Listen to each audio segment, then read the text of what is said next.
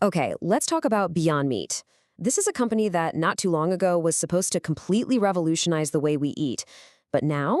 Well, now it's basically on life support, staring down a future that is anything but certain.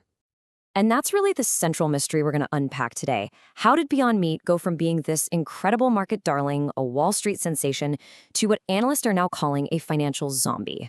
We're going to follow the clues piece by piece to figure out exactly how this happened. So to get to the bottom of this, we first have to understand what it even means to be a zombie company. You hear that term, and it sounds super dramatic, right? But it actually describes a very specific and very dangerous financial situation. Here's the key thing to get. They're not dead, but they're not really alive either. They're stuck. They're just trapped in this survival mode, shuffling along day to day, making just enough money to keep the lights on, but nowhere near enough to pay down their massive debts, let alone actually grow. All right, our first clue is a big one, and it was kind of hiding in the fine print of their latest financial deal. See, to avoid going bankrupt right away, the company had to restructure its debt. The problem is, the solution they came up with, it might actually be worse than the disease. And this number, 9.5%, is right at the heart of this trap. When Beyond Meat can't make its interest payments with actual cash, it has an option to pay with, you guessed it, more debt. But when they choose that option, they get hit with this absolutely punishing interest rate. This analogy just explains it perfectly. I mean, think about it. Your credit card bill is due, but instead of paying it off, you just open a brand new, way more expensive credit card and use that to pay the bill. Sure, you saved cash today, but you've just made your problem for tomorrow so much bigger. And this is the vicious cycle that it creates. In the world of finance, this is called a payment in kind, or PIK Toggle. It's the ultimate way to kick the can down the road. But every single time they do it, that can gets much heavier. The debt just keeps compounding, and they're digging themselves into a deeper and deeper hole. So we've uncovered a pretty nasty debt trap. But that's only half the story, right? I mean, a company can handle a lot of debt if its sales are just exploding. The problem is, Beyond Meat's customers seem to be disappearing. Just look at these numbers. They are not good. Total revenue is down, which is bad enough, but the really scary number here is U.S. retail, down a whopping 18%.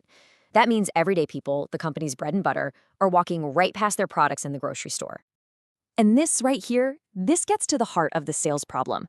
The product's health halo has just completely evaporated. What was once seen as this innovative, healthy food of the future is now getting slapped with the label ultra-processed. That long, complex ingredient list went from being an asset to a huge liability. So forget about expansion. The company isn't growing, it's actively retreating. The whole dream of global domination fizzled out. They pulled back from China, and of course there was the failure of the McPlant burger with McDonald's here in the US. They've totally shifted gears from growth to just pure survival. Okay, so you've got debt piling up on one side and sales falling off a cliff on the other. What does that create? A very precarious tightrope walk.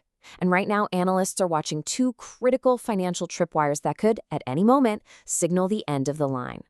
Tripwire number one is all about cash burn, how much money they're losing each quarter. And right now, you can see they're living in that middle stagnation zone. It's just another way of saying they're a zombie. They have just enough cash to survive for a couple of years, maybe, but absolutely not enough to thrive or get healthy again. And this quote, wow, this one perfectly captures the second tripwire. It's talking about the company's gross margin. That's basically the profit they make on the products themselves, before you even account for corporate costs like marketing or R&D. And as you can see, their margins are squarely in the danger zone. They are barely making any money on each and every burger they sell. And here's the kicker. This is almost impossible to fix when your sales are low, because your factories are running half empty. You still have to pay to keep the lights on, even if you're not producing much. All right, so after looking at all the evidence, we've got the debt trap, the missing customers, those scary financial tripwires, we can now lay out the 4 most likely outcomes for Beyond Meat, according to market analysts. This is the final verdict. And wow. These probabilities are just stark. There's a massive 60% chance they just keep on shuffling along as a zombie company.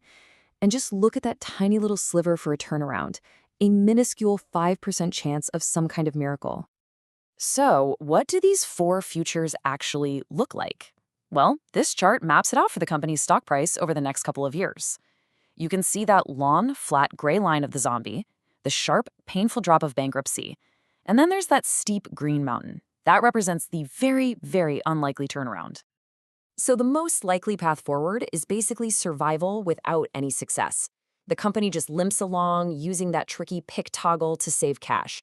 But for investors, the stock becomes what you'd call dead money. It's not going anywhere, offering no real value. Now, the second most likely scenario is something called a take under, and it's pretty fascinating. A big competitor, say a Tyson or a Nestle, doesn't actually want the struggling factories or the operations. They just want the brand name, the logo. So they'd buy the company for pennies on the dollar, absorb all that debt just to get their hands on the name recognition. And all of this leaves us with one last, really provocative question.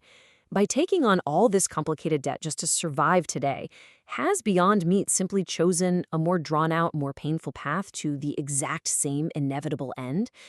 That really is the billion-dollar question hanging over the entire future of plant-based meat.